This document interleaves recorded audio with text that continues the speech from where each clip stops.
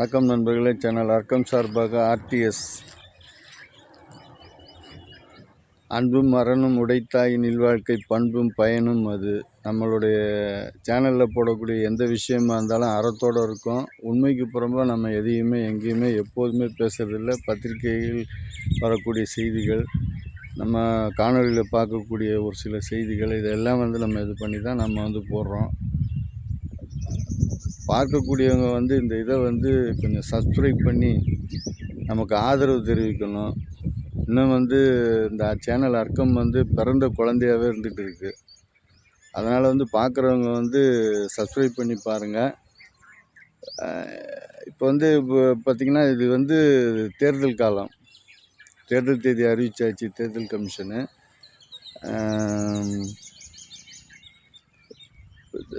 எல்லா கட்சிகளும் போட்டி போட்டுக்கொண்டு ஆளாளுக்கு ஒன்று இது பண்ணிகிட்டு இருக்காங்க. அனைத்து இந்திய அதிமுக சார்பில் கூட்டணி கட்சிகள்லாம் தொகுதிகளை ஒதுக்கீடு செய்து மரியாதைக்குரிய எடப்பாடியார் அவர்கள் பிரச்சாரத்தையும் துவங்கிட்டார். நேற்று மயிலாப்பூரில் இருந்து அவருடைய பிரச்சாரமும் அனைத்தும் வெற்றி பெற வேண்டும் என்று சேனல் அர்க்கம் சார்பாக எல்லாம் வல்ல அந்த இறைவனை நாம் கேட்டுக்கிறோம், வேண்டிக் கொள்கிறோம். எடப்பாடியாரனுடைய அஸ்திரம் பயங்கரமான அஸ்திரமாக இருக்குது. எல்லாமே ஆடி போகிற அளவுக்கு ஊடகவியாளர்கள் சொன்ன அதாவது அந்த அந்த அந்த அவங்களுடைய அந்த கருத்துக்களை எல்லாம் ஒரு தூரம் தள்ளிட்டு தான் ஒரு இரும்பு மனிதர் என்ற இதை இந்த தொகுதி ஒதுக்கீட்டின் வாயிலாக அவர் தன்னை வெளிப்படுத்தி இருக்கிறார், தன்னை அடையாளப்படுத்தியிருக்கிறார்.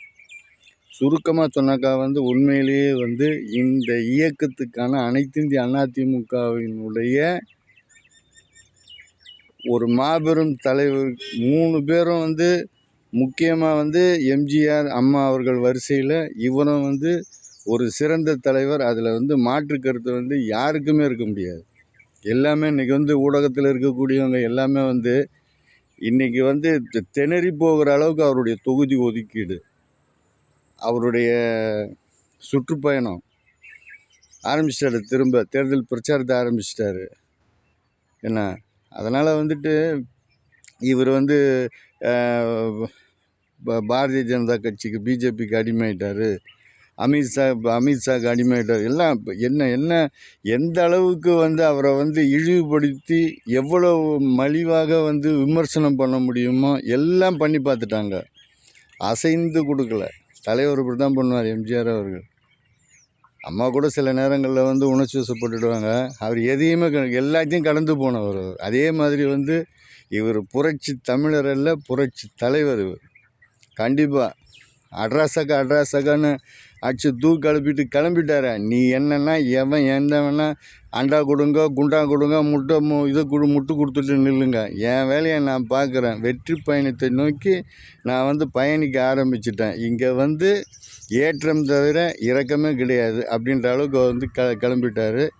இந்த காணொலியை பார்க்குறவங்க சப்ஸ்கிரைப் பண்ணி பாருங்கள். அடுத்தடுத்து தொடர்ந்து இனிமேல் தொடர்ந்து நம்ம காணொலி போட்டுட்டு இருப்போம். சேனல் அர்க்கமுக்கு நீங்கள் எல்லோரும் பார்க்குறவங்கெல்லாம் ஆதரவு கொடுங்க. பார்க்குறவங்க உங்கள் தெரிஞ்சவங்கக்கிட்ட சொல்லி இந்த சேனலில் இந்த மாதிரியான ப்ரோக்ராம்லாம் போடுறாங்க அப்படின்றத நீங்கள் அதை இது பண்ணி எங்களுக்காக ஆதரவு தாங்க. அடுத்தடுத்து இப்போ தொடர்ந்து நம்ம போடுவோம். நிறைய விஷயங்கள் பேச வேண்டியது இருக்குது. அடுத்த காணொலியில் பேசுவோம்.